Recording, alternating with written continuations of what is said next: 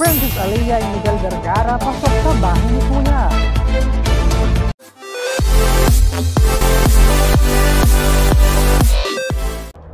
Princess Aliyah and Miguel Vergara pasok sa bahay ni Kuya. Mas lalong painitin ang bahay ni Kuya dahil ipinakilala na nga ang dalawa sa mga housemates na pasok sa Pinoy Big Brother Celebrity Collab Edition 2.0. Mula sa Kapuso Network, ating kilalanin si Princess Aliyah, ang royal songstress ng Bulacan. Hindi lang ganda, kundi tiyak na magdadala siya ng kanyang talento sa loob ng bahay ni Kuya. Samantala, mula naman sa Kapamilya Network, si Miguel Vergara, ang adorable smasher ng Antipolo City, humanda na sa kanyang kakulitan at masayahing personality. Huwag palampasin ang kanilang pagpasok mismo sa loob ng bahay ni Kuya, simula ngayong Sabado, October 25 sa Pinoy Big Brother Celebrity Collab Edition 2.0.